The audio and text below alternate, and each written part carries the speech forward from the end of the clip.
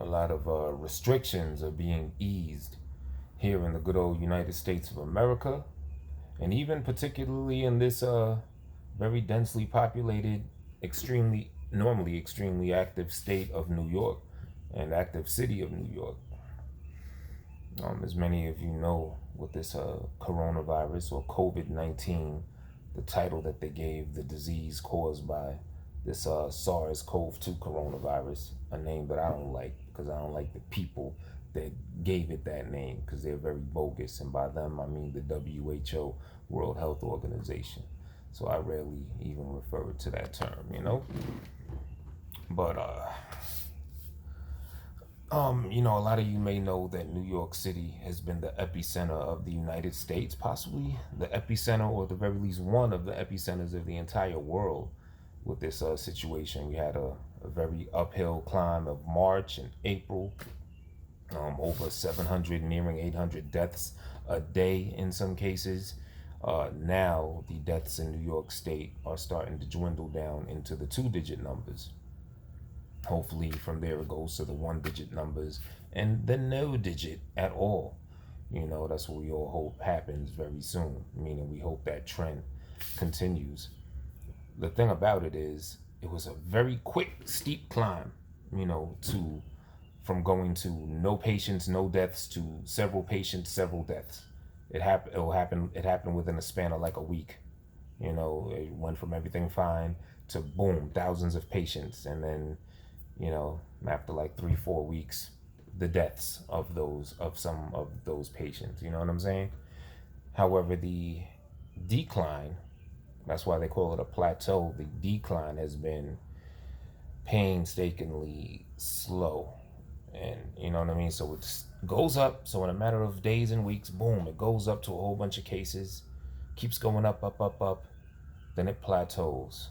That near 800 deaths a day, that was a constant for a little while. And then, now it's starting to go down, but it's not going down anywhere near as fast as it went up, meaning the deaths and stuff went from like nearing 800 a day to, let's say, nearing 700, then nearing 700 for a good amount of time, a week or so, then nearing 600. Then, you know what I mean? It wasn't a steep decline as it was an incline. You know what I'm saying? So with that said, I was out earlier trying to get, necessities, things I need. The weather's getting warmer and everything. And even here in New York City, as well as across the entire country, it being, I think, Memorial Day today, beaches being open, restaurants partially reopening and stuff like that.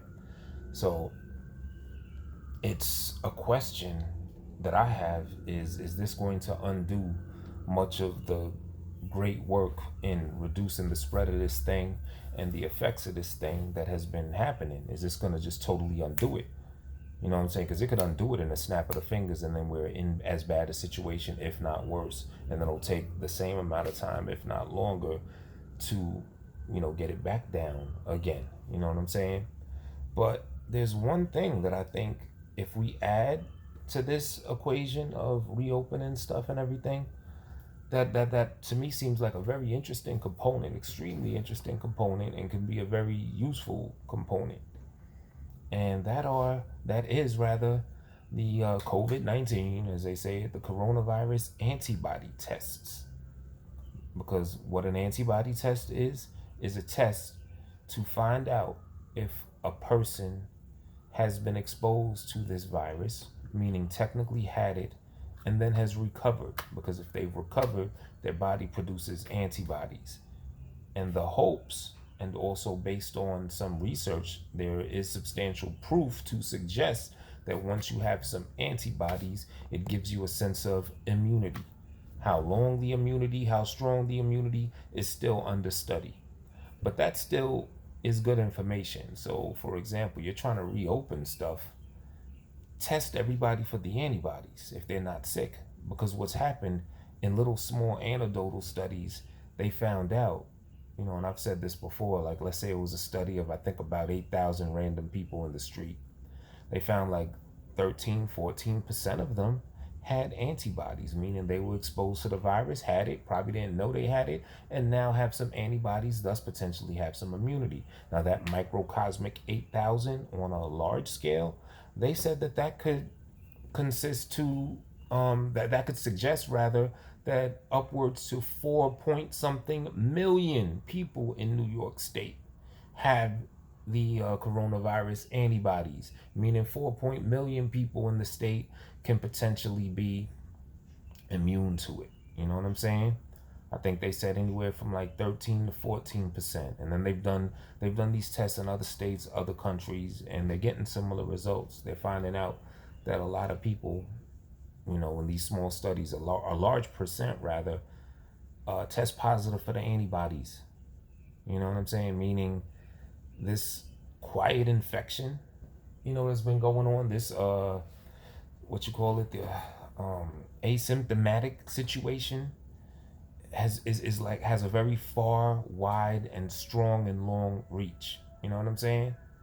So if you're gonna open stuff up, if you're gonna open up the beaches, if you're gonna bring school back, open up gyms and everything like that, have an aggressive, strong, and plentiful antibody testing.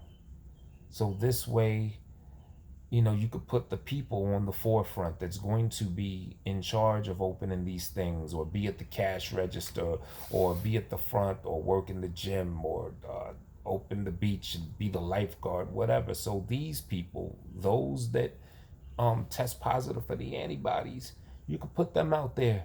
And then those that don't, that hasn't been exposed to this thing, let them just fall back. Or at the very least, give them the option now. Give the people the knowledge so they can make their decision. You know what I'm saying? I bet most people don't even know there isn't a such thing as an antibody test. Most people don't even know that a large percentage of the population tests positive for this thing, meaning didn't even know they had it. You know what I'm saying? So you're going to educate people on that. That's going to be a very helpful situation. And you're going to give people a choice, an opportunity. You know what I'm saying? So this way, it's like a good chess move. You got your pawns, for lack of an argument, but in this way, the pawns are kind of strong. You could put your pawns forward, because those pawns aren't going to be traditional pawns where they could get wiped out. They're going to be, some strong defensive little guys, because they have the antibodies, they have some form of protection, and so on. So that's my thing. If you're going to open up everything, have some strong antibody testing, have strong testing, period.